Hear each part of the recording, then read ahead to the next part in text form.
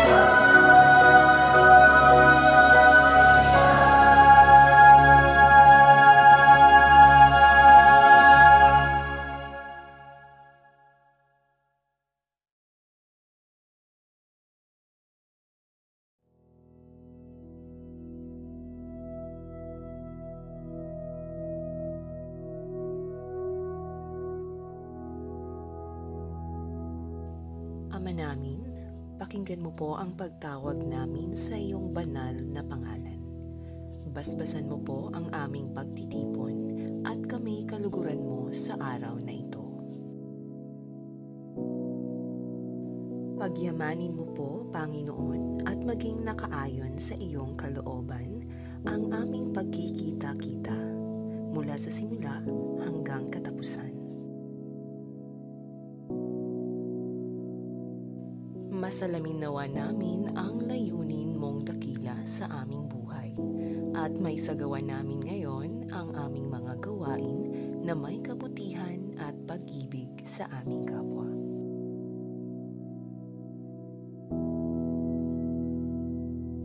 Kami po'y naninikluhod sa iyong harapan na kami iyong patnubayan at iwaksi sa aming kaisipan ang anumang masasamang kaisipan, inggit at pakikipag-alit sa aming mga kasama.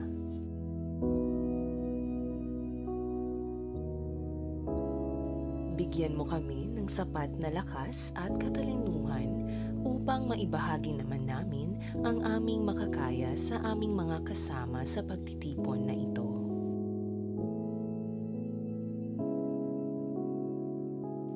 Panalangin namin ang lahat ng ito sa pangalan ng iyong bugtong na anak na si Jesus. Amen.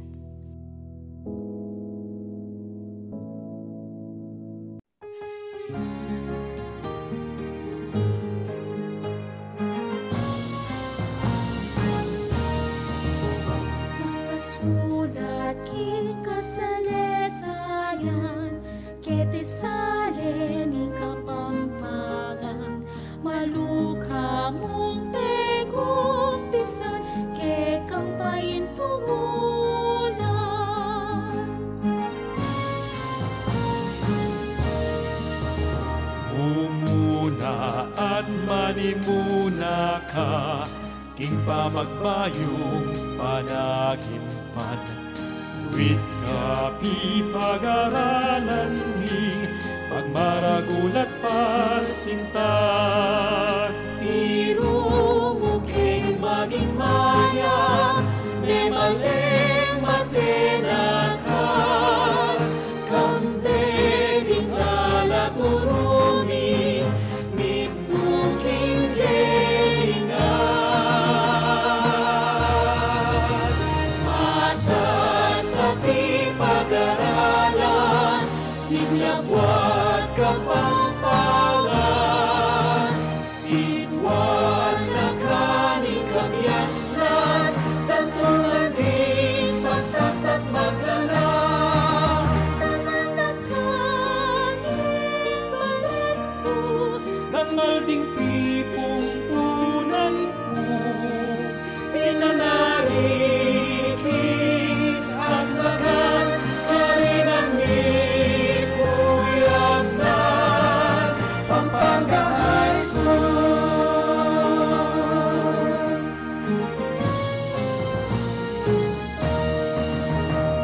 Panamdaming makabalen, tenamuking pusumi, masabal miking indong lagwan, ikang mituruke kami, lugod king kaparang tao, kakalap kaking salumi, kasal pantayan ang kingapong gino, yapsedi ke kaming labi. Mata sa pipag-aralan, nilagwat kapampangan, sidwan na kaning kabyasnan, santong anding pantas at mangalan, tangal na kaning talento, tangal ding pipumpunan ko, pinanariking aslagan, karinan ni kuyagnan, Pampanga High School.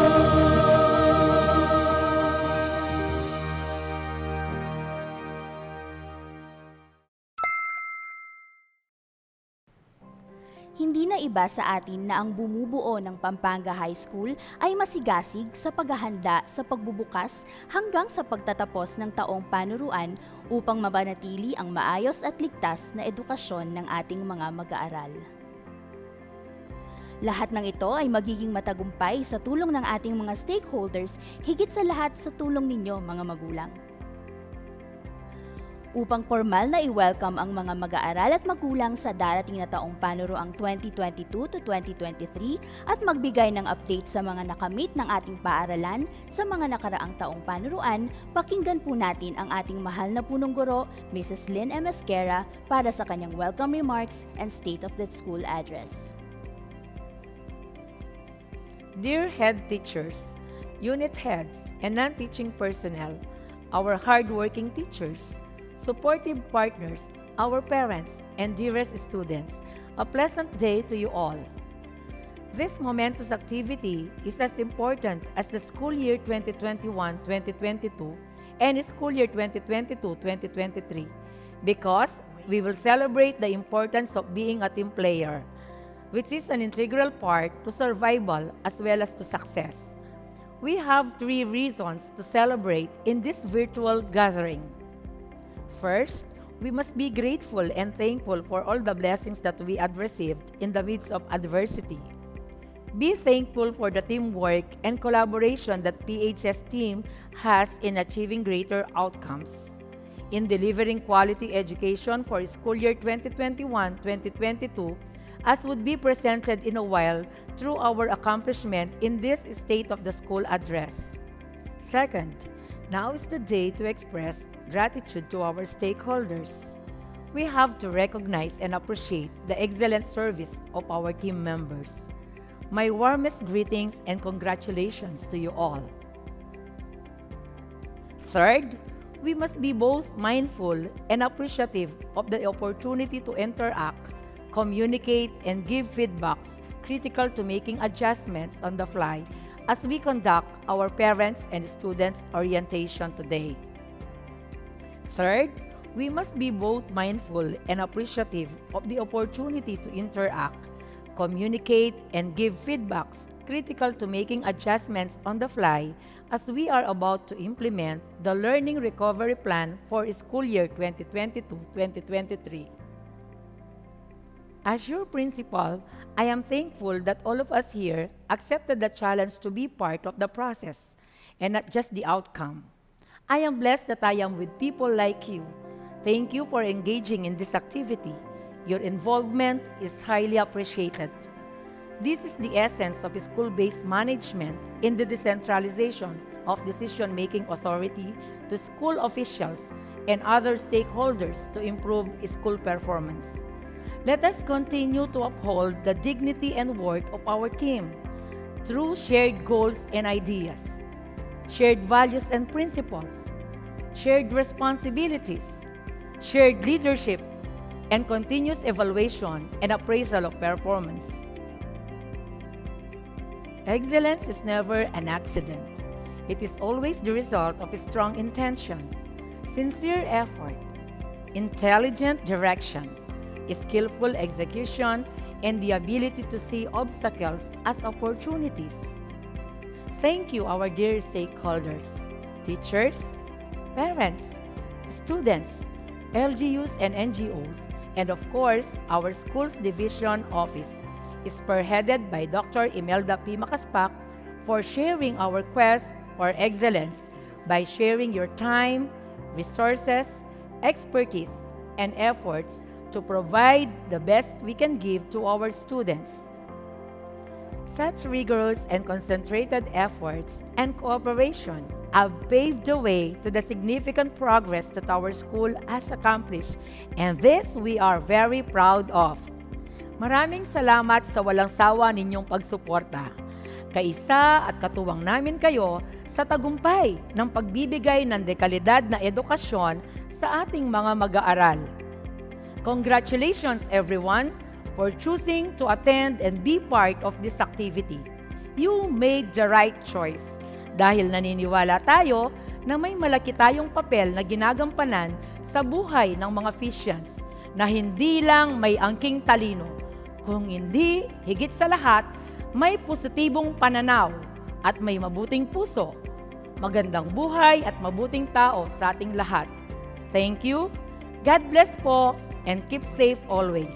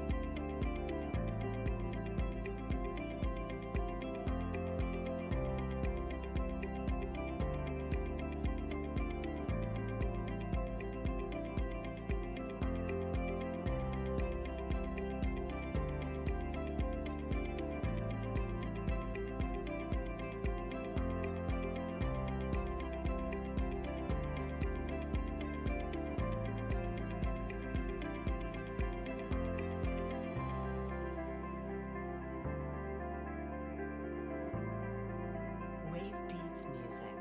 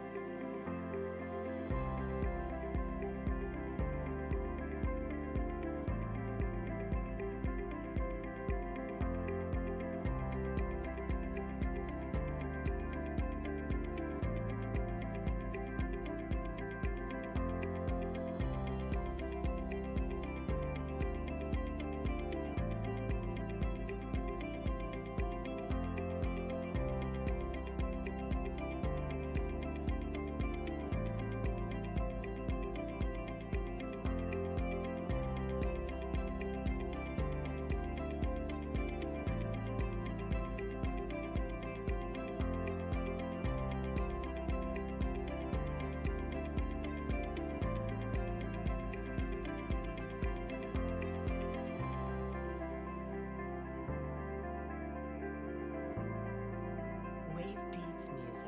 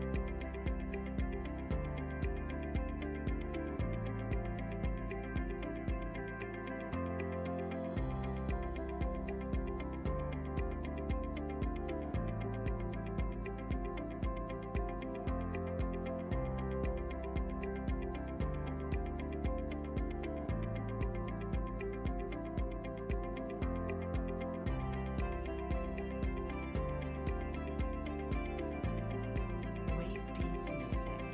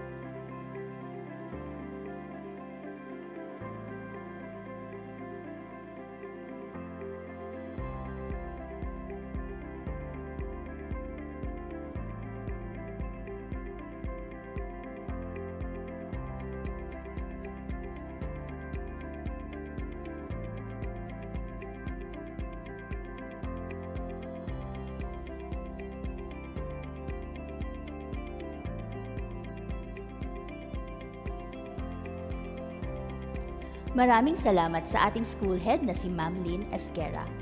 Panibagong hamon na naman ang ating kaharapin sa taong panuruang 2022 to 2023. Narito ang mga paalala sa mga magulang at mag-aaral na makakatulong sa maayos at ligtas na pagpasok sa ating paaralan.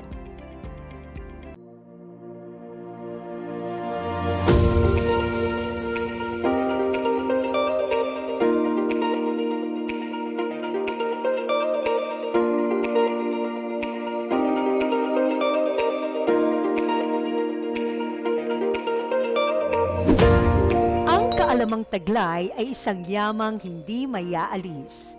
May pandemya man o wala, karapatan ng bawat bata na maipagpatuloy ang kanilang pag-aaral. Dahil ikaw, ako, at bawat Fernandinong mag-aaral ay bahagi ng Malayang Bayan, Malayang Edukasyon. Isang mapagpalang araw mga Fijians at sa mga minamahal naming mga magulang. Sa kabila ng panawagan at agam-agam, tuloy na ang pagbabalik eskwela sa nalalapit na pasukan. Ngunit di gaya ng dating tradisyonal na pagpasok sa paaralan, Pampanga High School at kaugnay na organisasyon ay gumawa ng paraan. Kahit ano pang bagong mukha ng edukasyon, sa puso't isip mamamalagi ang isang layon. Maimulat ang mga mata ng mga kabataan ngayon, sila pa din ang pag-asa ng bayan mula pa noong unang panahon. Narito ang mga regulasyon at polisiya ng paaralan para sa mga mag-aaral at magulang sa taong panuroang 2022-2023. Sa paghahatid ng kaalaman, base sa DepEd Order No. 34, Series 2022, implementing guidelines on the school calendar and activities for the school year 2022-2023. Ang harapang pagtuturo ay pagsasagawa ng klase sa pamamagitan ng pagbibigay ng instruksyon na nangyayari ng harapan at sa aktwal na oras sa pagitan ng guro at mga mag-aaral sa silid-aralan. Samantala, Ang blended learning ay tumutukoy sa paghahatid ng kaalaman na kombinasyon ng harapang pagtuturo at alinman sa online distance learning, modular distance learning, at TV or radio-based distance learning. Ang distance learning naman ay paghahatid kaalaman na nangyayari sa pagitan ng guro at mag-aaral na malayo sa isa't isa habang isinasagawa ang instruksyon. Kasama rito ang modular distance learning, online distance learning, television or radio-based instruction, at blended distance learning. Sa Pampanga High School, ipatutupad ang 3 araw na harapang pagtuturo at 2 araw para sa transition period. Hindi kailangan na ganap na bakunado ang mga mag-aaral na makikibahagi sa harapang pagklase. Hindi na rin kailangan ang parent consent o pahintulot ng magulang hinggil sa pagpasok sa paaralan ng mga mag-aaral. Para sa self-instructional packets, ito ay mga module sa lahat ng asignatura. Nilalaman nito ang mga most essential learning competencies, mga layunin, sanggunian, at lahat ng gawain ng mga mag-aaral. Mahigpit na ipinagbibilin na huwag sulatan ng kahit ano ang mga SIPACs.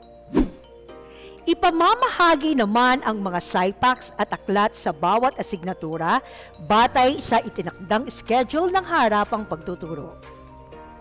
Kailangang ibalik ang mga SIPACs sa mga guro sa bawat asignatura batay sa itinakdang schedule. Magkakaroon ng schedule sa markahang pagtataya bawat quarter. Patungkol sa protocol sa kalusugan, magsuot ng face mask sa loob at labas ng paaralan. Palagiang maghugas ng kamay. Gumamit ng alcohol o hand sanitizer. Panatilihin ang physical distancing. Magdala ng sariling lunchbox, tumbler, kutsara at tinidor kung kakain sa loob ng paaralan. Linisin ang lugar ng pinagkainan saan mang bahagi ng paaralan para sa face-to-face classes o harapang pagtuturo. Sa pagpasok ng mga mag-aaral sa paaralan, dumating sa takdang oras. Ang Gate 1 o front gate at Gate 3 o back gate ay gagamitin sa pagpasok ng mga mag-aaral at guro.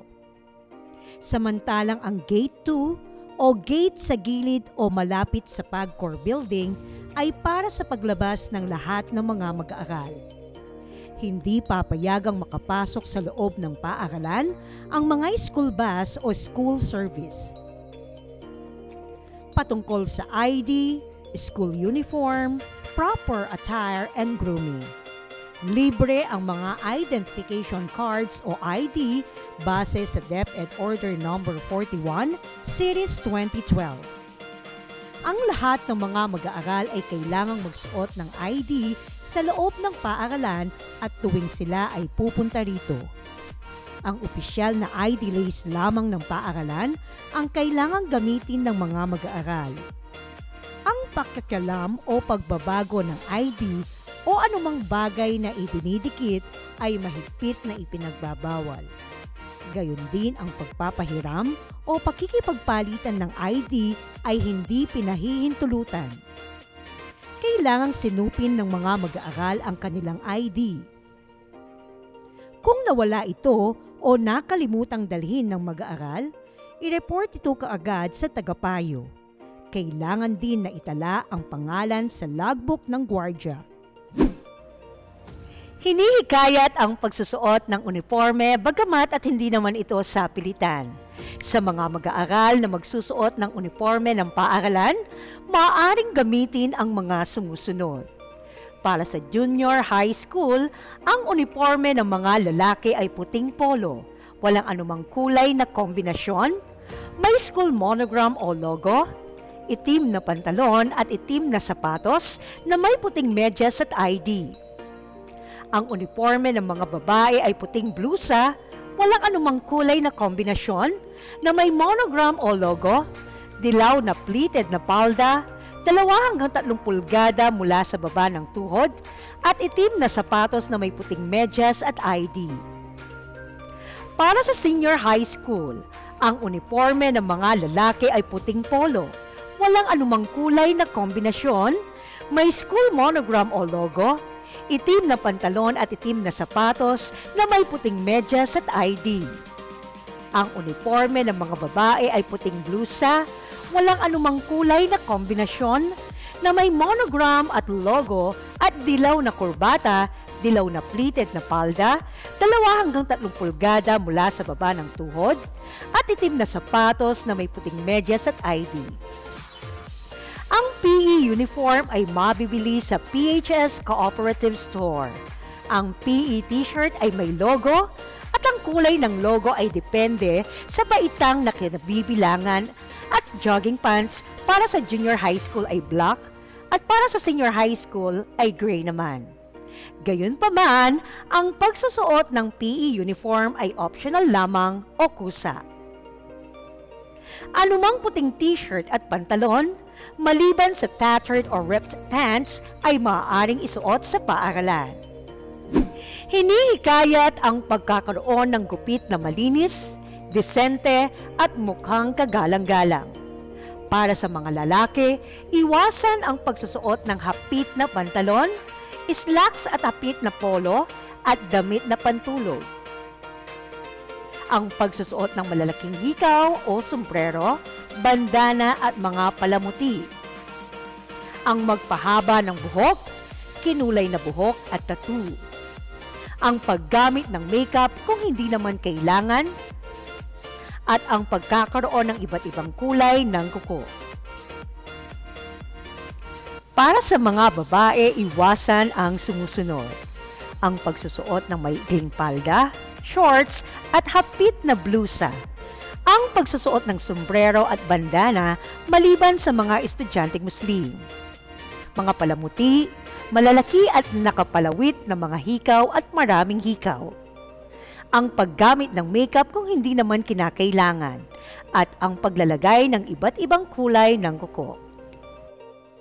Sa mga pasilidad sa paaralan at mga serbisyo para sa mga mag-aaral, pinapayuhan ang mga mag-aaral na magdala ng sariling baon para sa tanghalian o merienda at kainin ito sa student center o sa loob ng silid-aralan. Maaari rin silang bumili ng masusustansya at abot-kayang pagkain mula sa kantina. Ang sumusunod ay ang mga student center at kantina sa paaralan. Una, Main Canteen. Ito ay malapit sa Sampaguita Multipurpose Building. Ikalawa, PHS MPC Canteen. Ito ay malapit sa Chrysanthemum Building. Ikatlo, BG Court Student Center. Mahigpit na ipinagbabawal ang labis na oras sa mga kantina at ang mga mag-aaral ay hindi pinapayagan na kumain sa mga silid-aklatan. Samantala para sa serbisyo ng silid-aklatan, may 2 silid-aklatan ang paaralan, ang Main Library at ang Calixto Viray Library. Bawat silid-aklatan ay may mga tagapangasiwa. Hinggil sa serbisyo medikal at dental, may 2 klinika sa medical at dental ang paaralan na nagbibigay serbisyo sa mga mag-aaral gaya ng paunang lunas at pagbunot ng ngipin at iba pa. Para sa pagpapaliban ng klase, DepEd Order No. 43, Series 2012. Ang pagsususpende ng klase ay batay sa idineklarang storm signals. Kung walang typhoon signals, ang local government units o LGUs ay may karapatang magpatupad ng pagsuspende ng klase sa publiko at pribadong paaralan. Narito ang mga parusa sa mga sala at interbensyon, bahaging hinango sa DepEd Learners Handbook.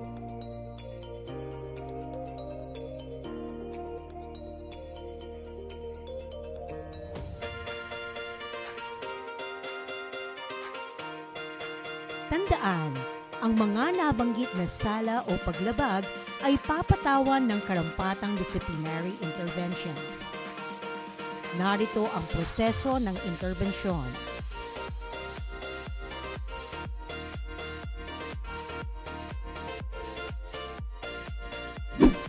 Narito ang mga mahalagang kahulugan ng mga termino. Kumperensya sa pagitan ng mag-aaral at guro. Ito ay dialogo sa pagitan ng mag-aaral at guro sa paglabag na nagawa ng mag-aaral bilang bahagi ng positibong pagdidisiplina base sa DO number 40, Series 2012. Kumperensya sa pagitan ng mga magulang at guro. Isang maikling pagpupulong sa pagitan ng mga magulang at mga guro ng mag-aaral para talakayin ang pagsulong ng mag-aaral at paaralan at makahanap ng solusyon sa problemang akademiko at ugali, base sa DO number 40, Series 2012. Dalhin ang mag-aaral sa guidance counselor. Isang proseso na kung saan ang mag-aaral ay irerekomenda para sa interbensyon. DO number 40, Series 2012 pa rin. Dalhin sa punong guro para tugunan at CPC para sa monitoring.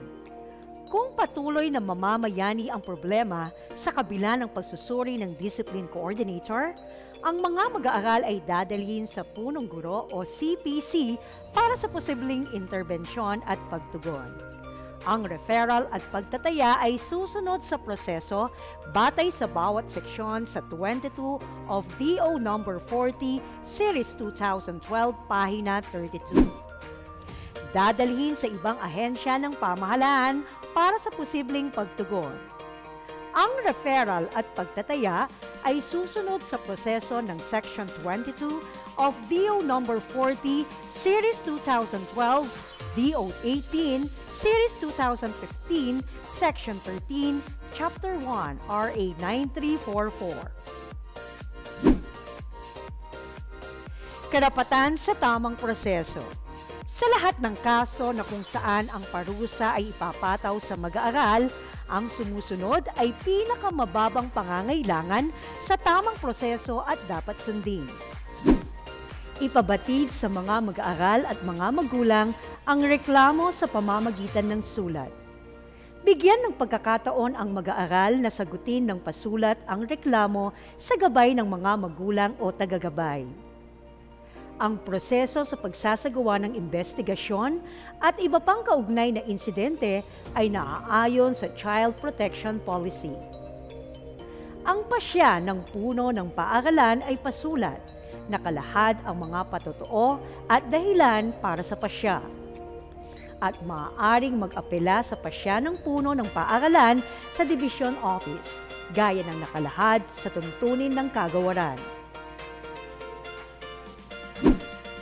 Ang uri ng pagpataw ng pagdidisiplina o parusa. Ang mga sumusunod ang sakop ng pagpataw ng parusa. Pasalitang pagsaway o pasalitang pagbibigay babala.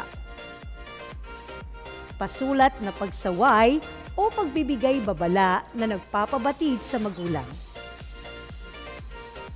Pasulat, paghingi ng pahumanhin na nagkasala sa publiko. Pagkumpiska sa gadget. Ibabalik sa magulang o tagagabay. Pagsuspinde sa bahay at pagsuspinde sa paaralan. Exclusion A o kusang pag-alis. Ang magulang o tagagabay mismo ang mag-aalis mula sa listahan. Ang pagtanggap muli sa mag-aaral para makapag-enroll ay depende sa ginawang opensa. Exclusion B. Maaaring pahintulutan na tapusin ang taong panuruan subalit hindi papayagang pumasok muli sa susunod na taon. Exclusion C. Hindi na maaaring pumasok sa paaralan ang mag-aaral matapos ang pasya ng punong guro at ng discipline committee at hindi na maaaring mag-enroll.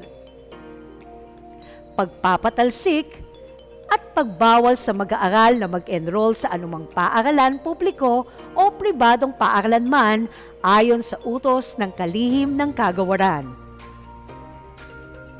Patungkol sa kalinisan at tamang pagtapon ng basura, Lahat ng mag-aaral ay kailangang paghiwa-hiwalayin ang kanilang basura sa tamang basurahan. Ang mga guro ay kailangang obligahan ang mga mag-aaral na pulutin ang mga basura at plastic cups at iba pa sa kanilang paligid bago at pagkatapos ng klase. Binibigyan din ng pahintulot ang mga gwardiya na papulutin sa mga mag-aaral ang mga basurang malapit sa kanila at itapon ito sa tamang basurahan. Ang Pampanga High School ay eco-friendly na paaralan.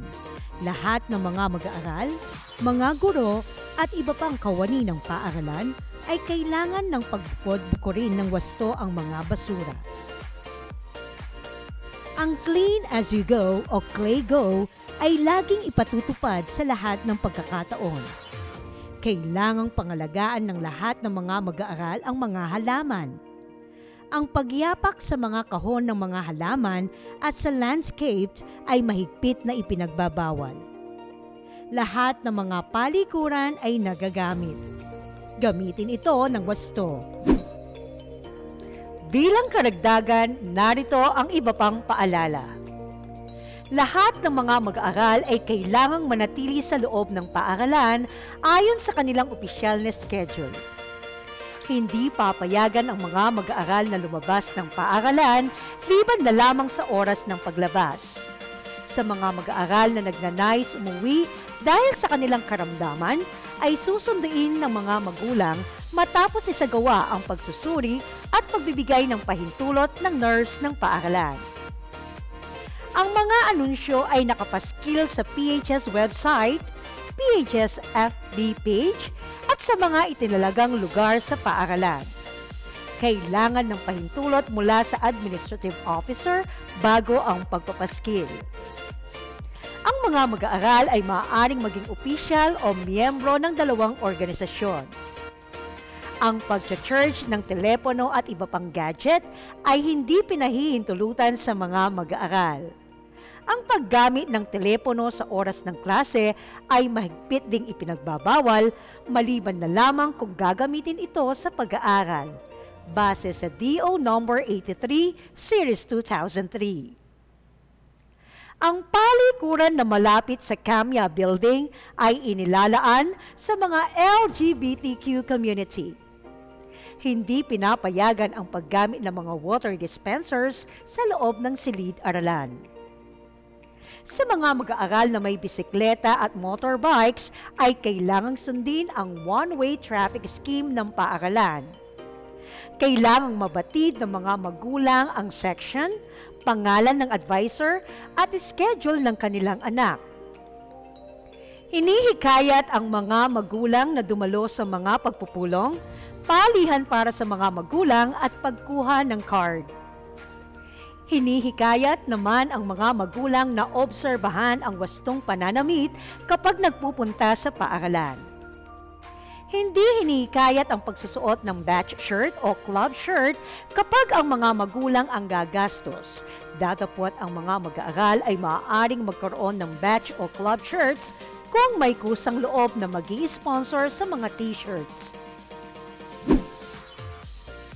Tunay nga, may magandang kinabukasan ang taong may pinag-aralan. Ang tunay na sikreto ng tagumpay ay nasa pagsisikap at nasa sigasig na muling makabangon sa kabila ng pandemya. Dahil ikaw, ako, at bawat Fernandinong mag-aaral ay bahagi ng malayang bukas, malayang edukasyon. Ako po si Aida de la Torre mula sa Pampanga High School. Isang mapagpalang araw.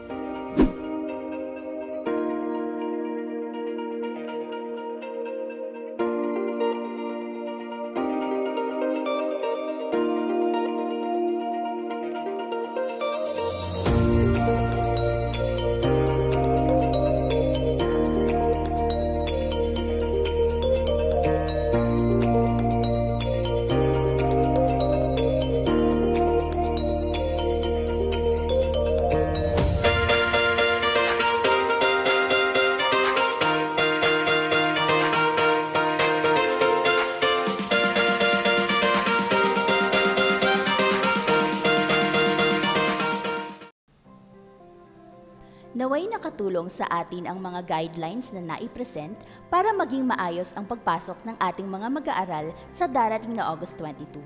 Ngayon naman ay ating tunghayan ang Education Community Pantry, isang inisyatibo na inilunsad ng ating lokal na pamahalaan, katulong ng ating paaralan at ng Parents Teachers Association.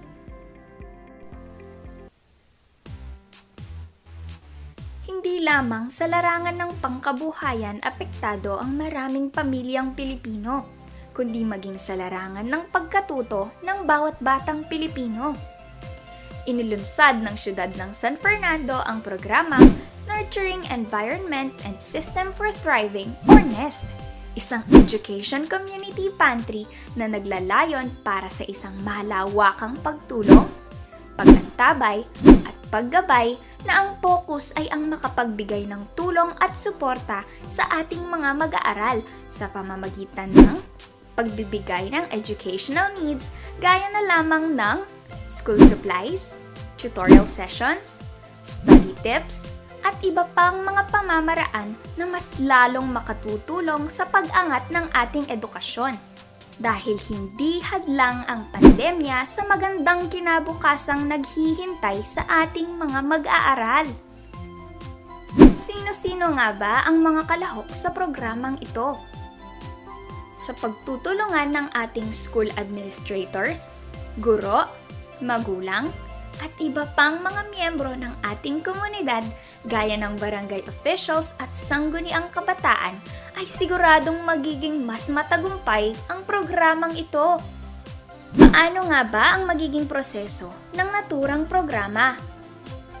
Una, magkakaroon tayo ng isang Facebook group, ang Pampanga High School NEST Education Community Pantry na pangungunahan ng Educational Pantry Coordinator.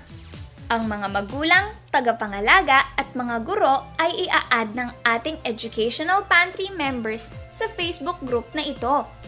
Sa page na ito maaaring i-post ng mga magulang at tagapangalaga o sino mang miyembro ng Educational Pantry ang kanilang mga kahilingan o requests. Kailangan ding ilagay ang pangalan ng mag-aaral, grade at section para sa mas agarang aksyon. Oo nga pala, hindi lang requests ang pwedeng i-post. Pwede ring mag-post ang mga nais magbigay ng tulong o mga gustong mag-donate. Sabi nga nila, sharing is caring. Tandaan na ang Facebook group na ito ay pribado at posts na may kaugnayan lamang sa page na ito ang maaaprobahan. Mayroon din palang Google Form na ipamamahagi kung saan maaari nating isumite ang ating requests o kahilingan.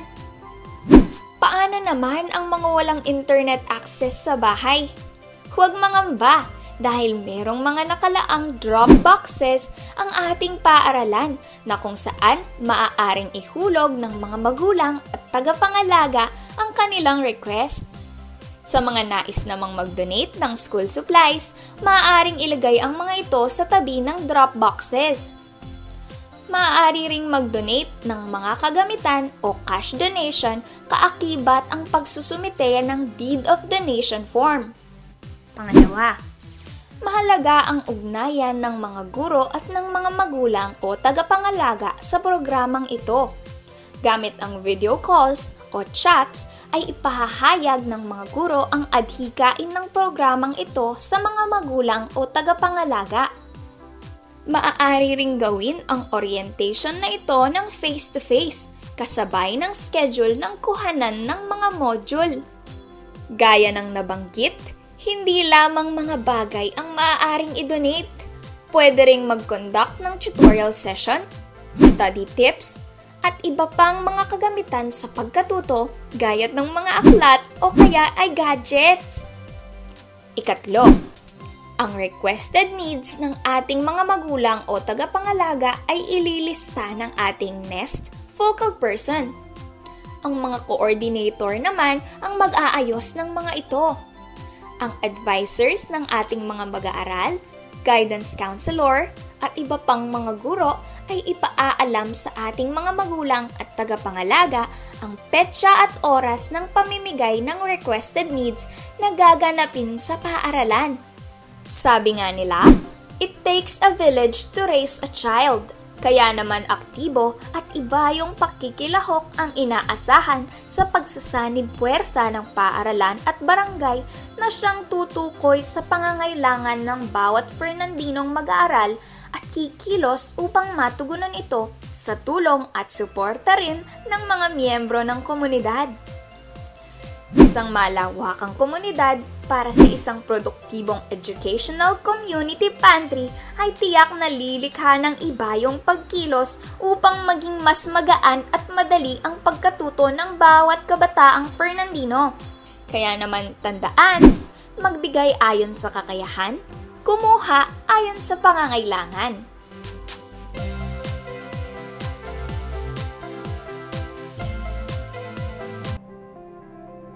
Ang pagtulong sa komunidad ay isa ding aspeto sa paglinang ng holistic development ng ating mga mag-aaral.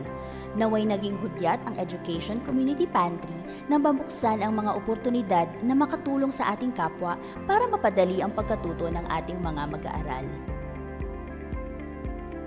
Sa ating next presentation, ating alamin kung paano nalilinang ng paaralan ang pagpapaunlad ng positibong saloobin at pag-uugali ng mga mag-aaral upang maihanda sila sa hamon ng buhay. Narito ang overview ng Homeroom Guidance Program. Magandang araw po sa inyong lahat. Ako po si Mr. Leonel Samson, Guidance Coordinator ng ating paaralan. Ngayong araw po, kayo ay aking bibigyan ng pangkalahatang ideya kung ano nga ba ang tinatawag nating homeroom guidance. Ayon sa pag-aaral at sa mga datos ng iba't ibang ahensya ng gobyerno, may mga hamon sa buhay ang ating mga estudyante na kung saan may mga pagkakataon na sila ay nalilito, sumusuko o kaya naman naliligaw sa maling landas. Ang ilan sa sinasabing mga hamon sa ating mga estudyante ay ang mga sumusunod: drug addiction o pagkalulong sa ipinagbabawal na gamot, bullying o pambubulas, maging ito man ay online o pisikal, school dropouts o paghinto sa pag-aaral ng mag-aaral, academic failures o hindi pumapasa sa mga asignatura, unhealthy sexual behavior o hindi kaaya-ayang pag-ugaling sexual, online and social media addiction o pagkalulong sa paggamit ng gadget o social media, confused career choices o pagkalito sa kanilang mga pinagpipiliang karera, teenage pregnancy o maagang pagbubuntis, at mga vices o mga bisyo. Ang homeroom guidance ay naglalayong mapaunlad ang mga kasanayan sa buhay ng ating mga estudyante kung paano nila haharapin ang mga nabanggit na hamon. At bukod sa mga nabanggit na mga hamon, ang pandemyang COVID-19 ay isa na din sa mga hamon na kinakaharap ng lahat. Kung kaya't ang homeroom guidance ay inilunsad sa panahong ito upang maharap din ng mga estudyante ang hamong dulot nito, lalo na sa kanilang kalusugang pangkaisipan o mental health. Ito rin ay kaugnay sa layunin ng Department of Education na magkaroon ng tinatawag na Holistically Developed Filipinos. Ito ay pagkakaroon ng magandang buhay, pagiging mabuting tao, at pagiging produktibong mamamayan. Ang homeroom guidance ay isang komprehensibo at proaktibong programa na dinisenyo upang mapaunlad ang 3 larangan ng kasanayan sa pamumuhay ng ating mag-aaral sa K-12. Ang 3 larangang ito ay ang academic domain, personal and social domain, at career domain. Ang larangan ng academic domain ay naglalayong maunawaan ng estudyante ang kaalaman, kasanayan, at positibong pag-uugali para makamit ang pinakamainam na pagkatuto sa paaralan at sa araw-araw na pamumuhay. Magamit ang kanyang kaalaman at kasanayan tungo sa akademikong tagumpay. Malaman nito ang kahalagahan ng kanyang karanasan sa paaralan at komunidad tungo sa pang-akademikong tagumpay. Bumuo ng pang-akademikong kasanayan upang tumugon sa pag-unlad ng komunidad ayon sa international standards. Ayon sa pag-aaral ng mga dalubhasa, ang pagkatutong intelektual ay nangangailangan ng gabay ng magulang at guro bago maging independent learner ang isang estudyante. Ang larangan naman ng personal and social domain ay naglalayong Maunawaan ng estudyante ang kahalagahan ng kanyang sarili at kapwa. Masuri niya ang paggawa ng responsableng pagpapasya at layunin tungo sa pagkamit ng personal na kapakanan at kapakanan ng lahat. Magamit ang kakayahang protektahan ng sarili at ang iba pa tungo sa epektibong pamamaraan ng paglutas ng suliranin. Mapaunlad ang kanyang kakayahang magbahagi ng sarili upang tumugon ayon sa international standards. At ang larangan naman ng career domain ay naglalayong maunawaan ng estudyante ang kaalaman, kasanayan at positibong pag-uugali na makakatulong sa kanilang araw-araw na pamumuhay at ang kaugnayan ng mga ito sa buhay at propesyon. Masuri nila ang kaugnayan ng kasanayan at karanasan sa pagpili ng propesyon, bokasyon sa hinaharap. Magamit ang kakayahang pumili ng sariling larangan ayon sa iba't ibang kadahilanan tungo sa pagkamit ng mga mitihin nila sa buhay. Magpatupad ng mga hakbang tungo sa pagsasakatuparan ng napiling propesyon at bokasyon ayon sa international standards. Ang tatlong larangang nabanggit ay tatalakayin sa loob ng bawat taunang panuruan sa ilalim ng Homeroom Guidance Program. At dahil developmental ang pagkatuto at pagharap sa iba't ibang hamon sa buhay, ang Homeroom Guidance ay sinisimulan mula Kinder hanggang Grade 12. Ang Homeroom Guidance ay nakapaloob na sa schedule ng klase ng mga estudyante. Ito ay kanilang lalahukan isang beses sa isang linggo. Ang Homeroom Guidance ay hindi kasali sa mga formal na asignatura gaya ng English, Math, Science o iba pa. Ito ay isang enrichment class para sa lahat ng mag-aaral. Ano ang kaibahan ng Homeroom Guidance sa asignaturang Edukasyon sa Pagpapakatao o ESP? Ang Edukasyon sa Pagpapakatao o ESP ay isa sa mga asignatura na may grado na kung saan itinuturo ang nauukol sa mabuti at matuwid na pag-uugali o morality.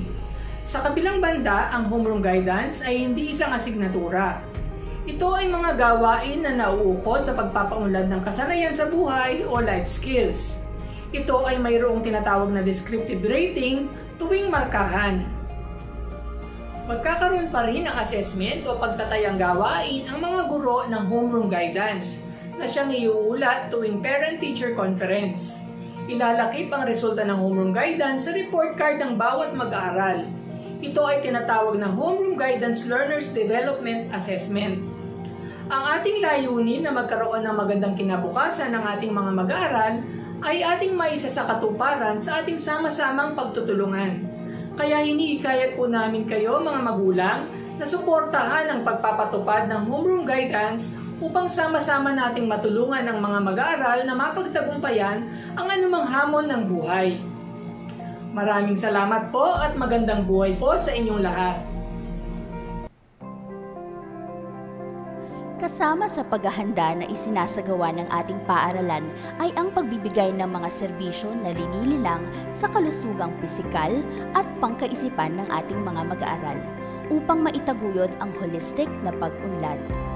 Narito ang mga student services na laging nakaantabay sa ating mga mag-aaral. Umpisahan natin sa library services na pinamumunuan ni Ma'am Mary Ann Navarro.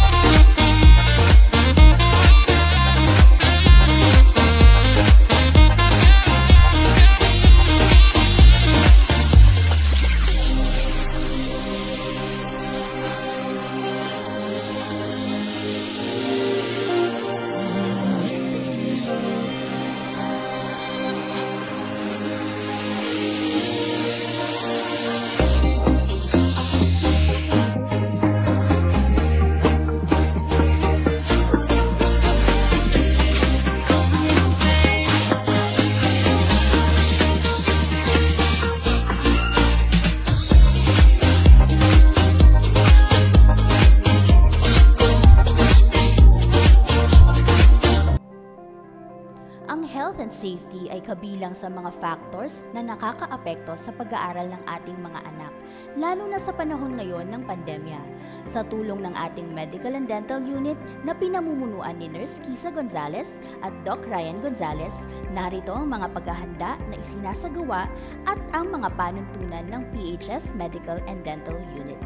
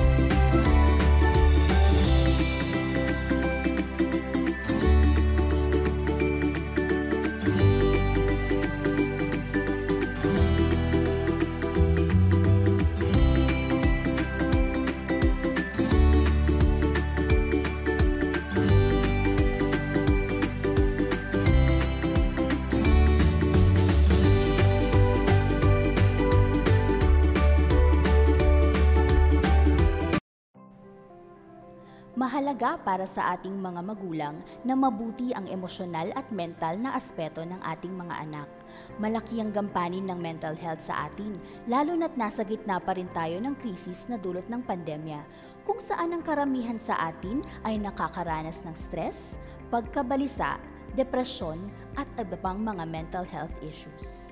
May pandemya man o wala, ang ating mga school counselors ay gagabay sa ating mga mag-aaral upang mabalanse ang kanilang pag-aaral at iba pang layunin sa buhay sa tulong ng counseling, career guidance at iba pang mental health and guidance services.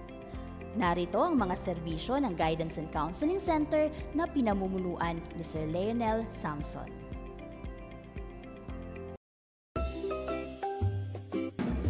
Magandang araw mga Fishans! Kamusta kayong lahat?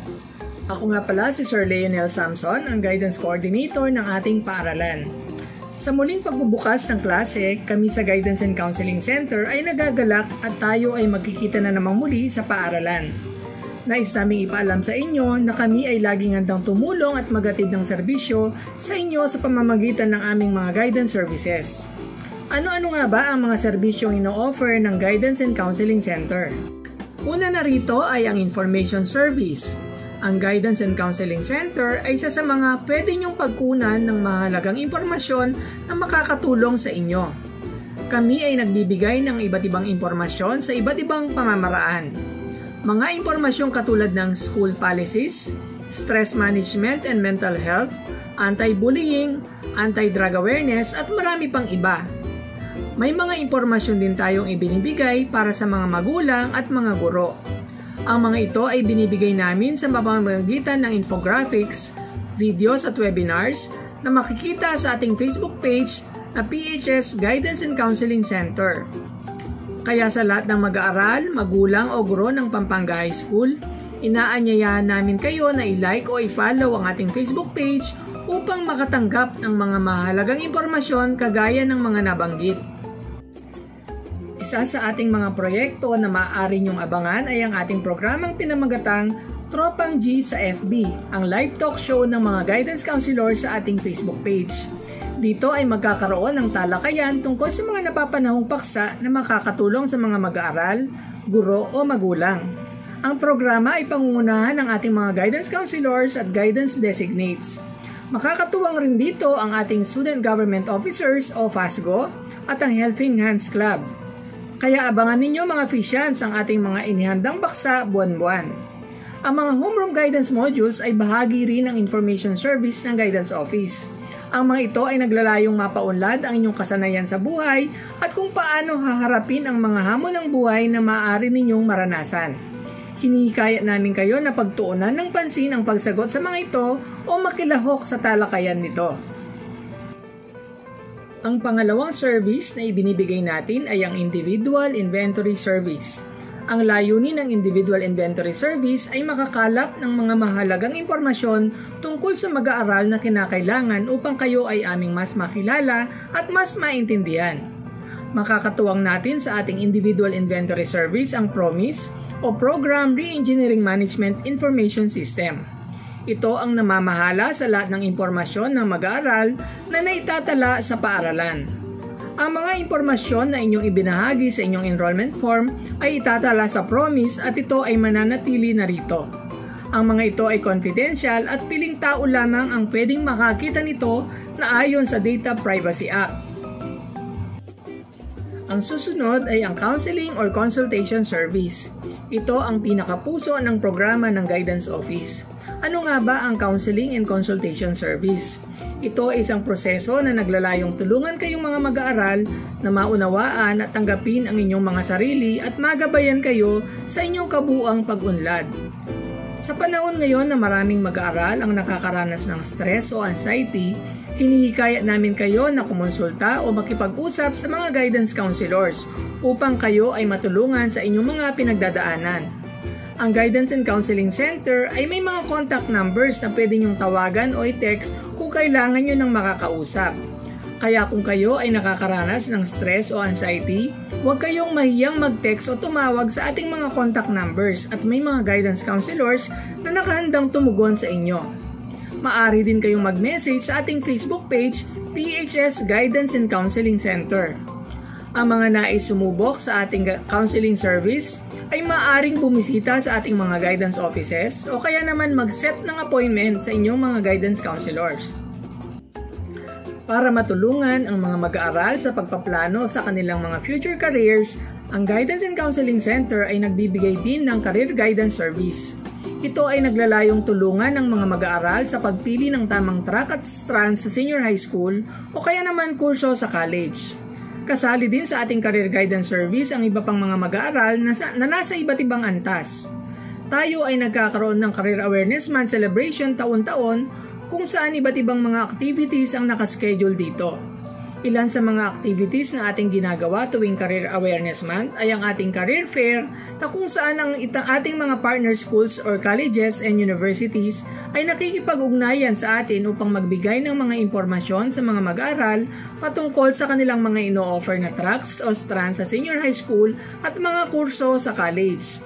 Tayo ay nagbibigay din ng mga webinar patungkol sa iba't ibang paksa na makakatulong sa mga mag-aaral upang magbigay kaliwanagan sa mga propesyon na maaari nilang piliin pagdating ng araw. Ang Guidance and Counseling Office ay nagbibigay din ng libreng career counseling and consultation para sa mga mag-aaral na nangangailangan ng gabay sa kanilang pagpili ng track or strand o kurso sa kolehiyo. Ilan lamang ang mga ito sa ating mga activities sa tuwing dinadaos natin ang Career Awareness Month. Ang susunod nating service ay ang follow-up service. Ito ay naglalayong alamin ang inyong kalagayan habang kayo ay nasa pangangalaga ng paaralan o kahit kayo ay nakatapos na ng pag-aaral. Kasama na rito ang mga sumubok na sa ating counseling and consultation service o iba pang mga serbisyo ng guidance office. Dito, kayo ay aming kakamustahin at pwede niyong ipaalam sa amin kung may mga kasalukuyan kayong mga issues at concern na maaari namin kayong matulungan. At panghuli ay ang ating referral service.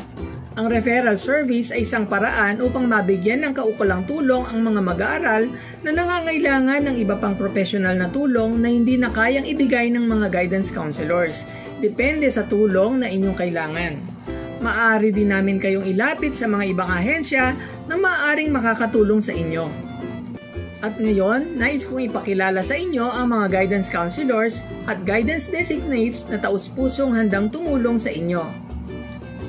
Una, si Mrs. Ana Mirela R. Pangilinan, ang guidance counselor in charge ng grade 8 and grade 9. Mrs. Caroline T. Infante, ang guidance counselor in charge ng grade 7 and 10.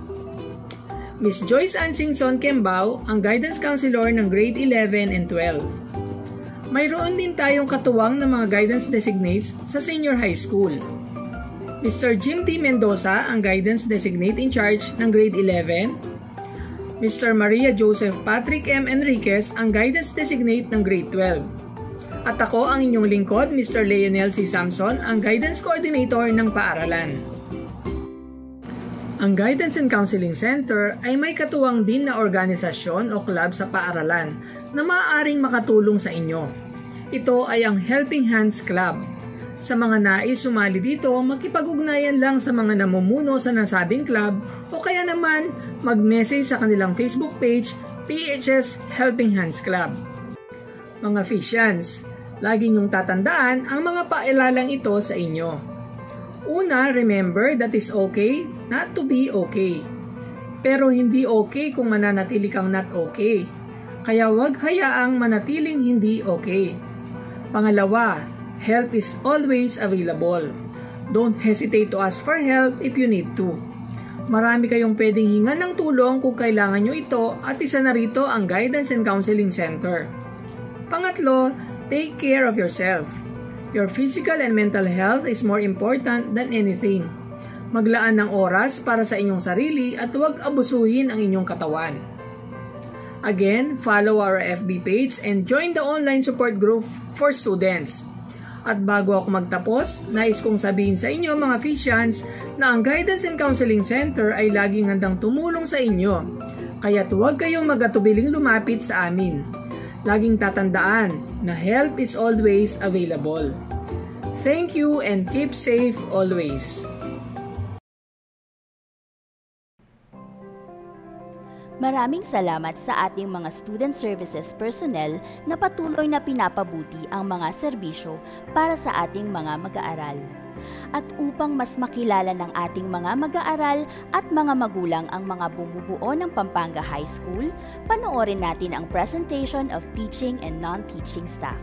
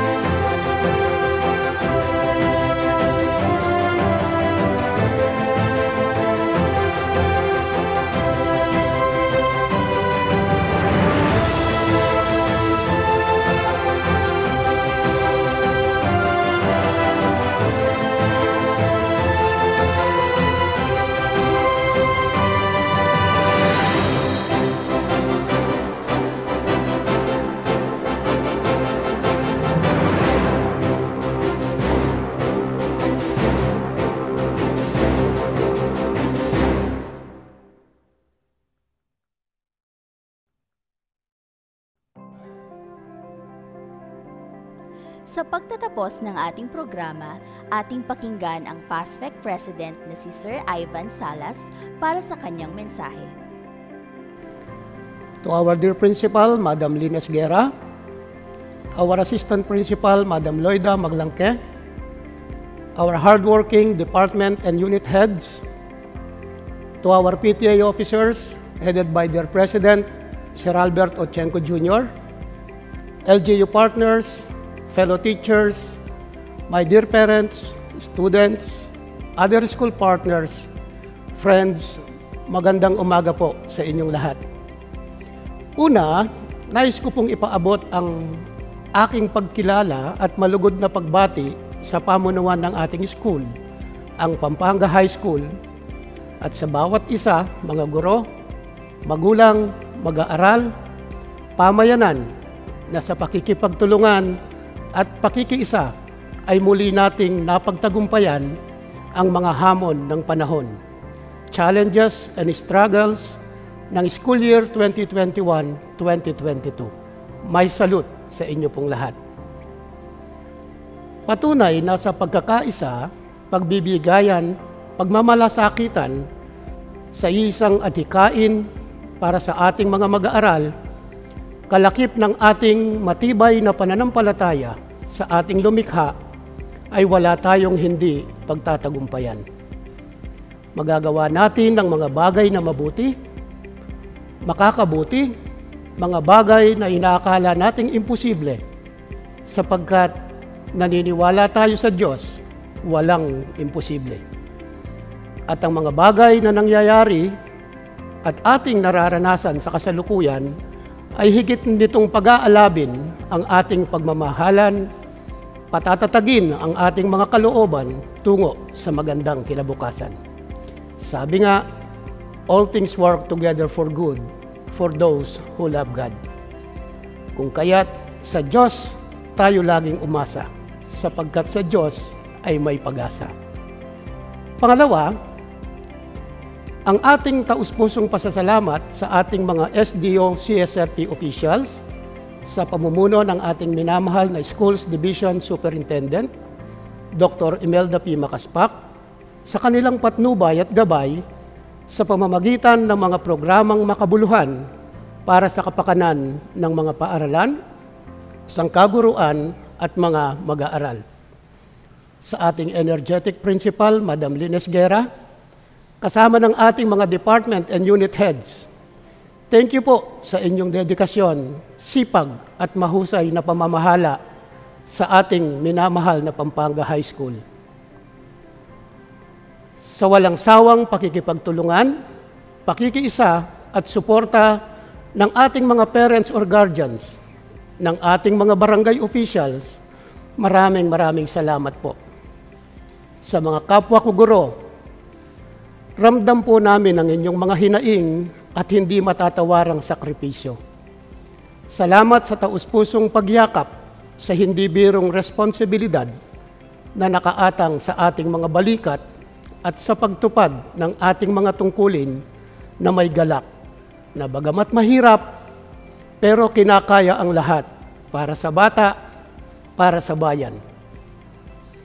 At sa inyo, minamahal naming mag-aaral, salamat sa inyong pagtitiyaga, pangunawa at pagtalima sa mga utos, aralin at payo ng inyong mga guro, magulang at iba pang mahal sa buhay.